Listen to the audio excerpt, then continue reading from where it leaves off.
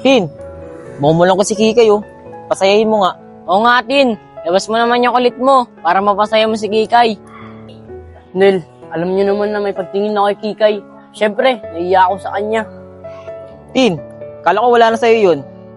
Kung ipapakita mo lang sa kanya na nahihiya ka, lalo ka lang mailab sa kanya. Isipin mo na lang, magkakaibigan tayo. Oo nga, Tin. Tama si Janelle. Sige, isipin ko na lang na matagal na natin siya naging kaibigan. Sige, ako nang bahala. Nakausapin ko na siya. Kikay, ba't parang malungkot ka? Wala kasi si Aaron eh. Hindi siya pumasok, kaya nalulungkot ako. Huwag mong isipin yon. Baka may ginawa lang yon. Malay mo bukas, pumasok na yon. Wala man lang kasi siyang paalam sa akin na hindi siya papasok eh. Kaya nag-aalala ako sa kanya. Ano? Nag-aalala ka sa boyfriend mo? Alam mo ba, mas nag-aalala ako pag malungkot ka.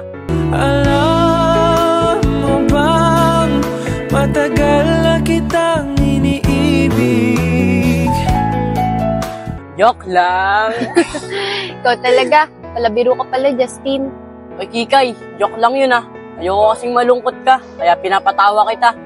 Alam mo naman, kaibigan kita eh. Ngunit mayroon kang ibang minamahal. Kung kaya ako'y di mo pinapansin. Alam ko naman yung Justin eh. Salamat ah. Dahil sa simpleng biro mo, napangiti mo na agad ako. Kikay, alam mo ba, gusto ko palaging kasama ng mga kaibigan ko kasi palabiro ako. Pero pagdating sa'yo, kaya ako magseryoso. Alam ko na yan, biro na naman. Pero totoo yan. Ngunit ganon pa man, nais kong malaman mo. Ang puso kong ito'y para lang sa'yo. Ha, Justin? Wala. Ikaw talaga, labiro ka. Nandito ako, umiibig sa'yo. Kahit na nagdurugo ang puso. Kung sakaling iwanan ka niya, huwag kang mag-alala. May nagmamahal sa'yo. Nandito ako.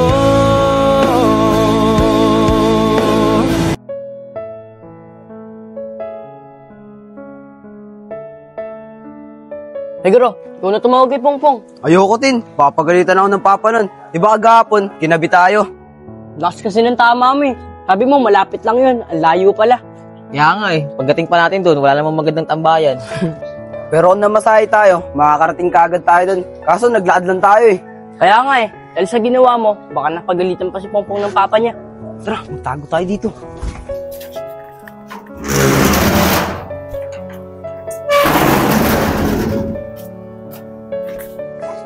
Negro, ba't tayo nagtago dito? May lumabas sa gate nila Pongpong. Baka tatay ni Pongpong yan. Baka mapagalitan pa tayo. Diba ginabi si Pongpong kagahapon? Ikaw kasi, baka magalit pa sa isip Pongpong. Ay, si Pongpong pala yung lumabas. Tara. Oh, ba't kayo nagtatago dyan? Si Negro kasi, natakot sa tatay mo. Di ba ginabi tayo kahapon? Akala niya tatay mo yung lumabas. Yun na nga eh, pagalitan ako ni Papa kagabi. Ito kasing si Negro, sabi malapit lang, layo pala nun. Tapos wala pala tayong tatambayan dun. Pasensya ka na po ha. Naglaad lang kasi tayo eh, kaya ginabi tayo. Pero kung namasahe tayo dun, makakarating kaagad tayo dun. Tsaka maganda naman talaga dun eh. Yan nyo na, nangyari na yun eh. Tsaka normal lang naman pagalitan ng magulang. Tara, pasok na tayo. Tara.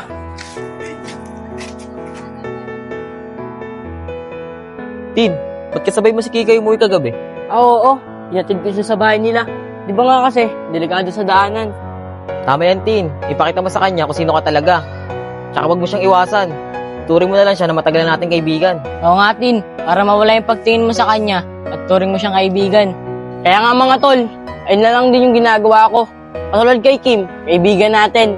Ganun na lang din yung tinuturing ko kay Kikay, isang kaibigan. Ayos yan, Tin. Para di ka na rin naiilang. Tara na.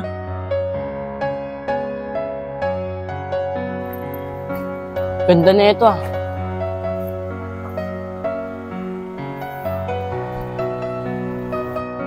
Tara, pahinga muna tayo dito. Maaga pa naman eh. Tara, buka tayo. Kim, alam mo ba kagabi, hinatid ako ni Justin. Ayoko nga na magpahatid sa kanya eh, pero kinulit niya ako. Kasi sabi niya, gabi na raw, tsaka daw baka mapano ako sa daan. Talaga ba, Kikay? Sa bagay, ganun talaga yun si Justin. Simula mga bata pa lang kami, mabait talaga yun, tsaka sweet. Kaya nga eh. O Kim, mga kaibigan mo yun oh. Tara, puntahan natin sila. Baka inaantay nila tayo. Sige, tara. O mga tol, ayun pala sila Kim oh. Tin, kaya pala dito tayo nagpahinga ha. Kasi dadaan dito sila Kikay. Alam mo ha. Oh, ba't dito kayo tumatambay? Ba't wala kayo dun sa tambayan natin, sa batuhan? Hindi ko alam dito kay Justin eh. Dito bigla gusto niya tumambay. Siguro naramdaman niya papunta na kayo. Hoy, Junel, hindi ah. Ito, nagkataon lang. Nga pala Kikay, may ibibigay nga pala sa yung bulaklak si Justin. Tin, ibigay mo na yan. Hoy, Junel, hindi ah. Nakuha ko lang to dun. Ito. Kunyari ka pa eh. Kikikay mo naman talaga yan ibibigay. Oo nga, Tin, bigay mo na. Para kay Kikay naman talaga yan eh. Diba, Negro? Oo nga Tin, ibigay mo na. Ibibigay na yan. Ibibigay na yan. Pinagkaisaan nyo na naman ako mga tol. Pero sige na nga. Bilang kaibigan lang. Kikay, gumamela for you. Thank you, Justin ah. Ang sweet talaga nitong kaibigan ko. Ngunit mayroon kang ibang minamahal. Kung kaya't ako'y di mo pinapansin. Kim, bagay ba sa akin? Oo, Kikay, bagay na bagay sa'yo. Lalo kang gumanda. Tanong mo rin kaya kay Justin kung bagay sa'yo. Justin, bagay ba sa akin? O, Kikay, bagay na bagay sa'yo. Ang ganda mo. Sabi ko sa'yo, Kikay, si Justin na mismo nagsabi na bagay sa'yo. Justin, salamat ah. Siguro pag nakita ko na Aaron mamaya, mas lalo siyang mai-inlove sa akin. Ngunit ganon pa man, nais kong malaman mo. Ang puso kong ito'y para lang sa'yo. O paano guys? Tara, doon na lang tayo tumambay sa may tambayan natin. Baka malay nyo, nandun na rin si Aaron. Sige, tara. Nandito ko, umiibig sa'yo. Kahit na nagdurugo ang puso. Kung sakaling iwanan ka niya, huwag kang mag-alala. May nagmamahal sa'yo. Nandito ako.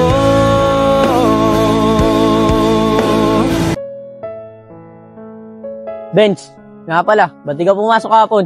Kami nga kasing ginawa sa bahay kahapon, tapos naglaba pa ako. Alam mo naman, ako lang inaasahan sa bahay. Oo nga pala, asan nga pala si Aaron?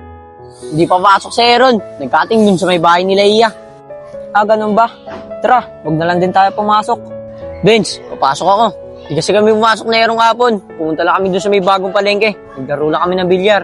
Ibig sabihin, nagkating kayo kahapon. Oo, Benz, hindi ka kasi pumasok kahapon. Tsaka iniiwasan na rin ni Aaron si Kikay. Oh, bakit naman? Di ba, sinabi sa atin ni Aaron na magjowa sila ni Kikay at alam nyo ni Iya. Oo nga, sinabi sa atin ni Aaron yun. Tsaka bakit niya naman iniiwasan si Kikay? Eh, alam naman ni Iya na magsyota sila ni Aaron. Nahuli kasi sila ni Iya nung pumunta sila sa Wawa na nag-aalikan. Kaya pinapili ni Aaron si Iya kung si Kikay ba o siya. Ah, ganun ba? Kaya pala siya umiiwas. Eh, ba tayo na lang iwalay ni Aaron si Kikay? Eh, alam niya naman sa sarili niya na mahal niya si Iya. Paano makipag-iwalay? Eh, umamin na sa akin si Aaron na na-inlove na daw siya kay Kikay. Ayun na nga yung sinasabi natin sa kanya na hindi malabong hindi siya ma-inlove kay Kikay. Lalo na, nabibigay lahat ng gusto niya. Plus na, maganda pa. Yun na nga, Benz eh. Kaya nahirapan na din siya kung paano niya iwan si Kikay. Yun na nga ba sinasabi ko eh. Mas lalo siya mahirapan kung si Iya iiwan niya. Eh, ang tagal na pinagsamahan nila. Kim, di ko pa rin talaga nakikita si Aaron. Baka hindi na naman siya papasok. Ano ka ba? Papasok yun. Maaga pa naman. Sana nga eh. Kasi alam mo ba, isang araw ko pa lang siyang hindi nakikita. Namiss ko na talaga siya. Papasok siguro yun. Baka na-late lang. Tara, dun muna tayo sa batuan, no? Sige, tara.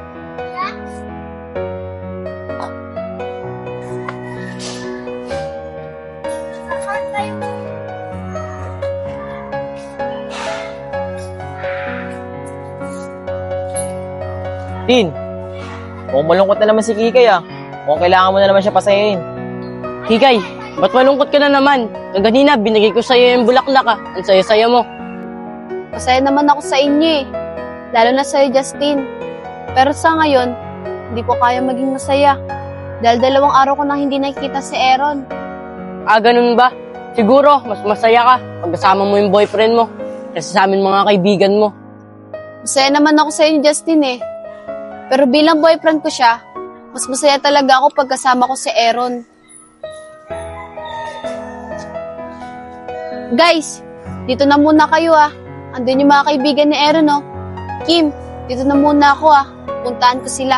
Sige, dito lang naman kami.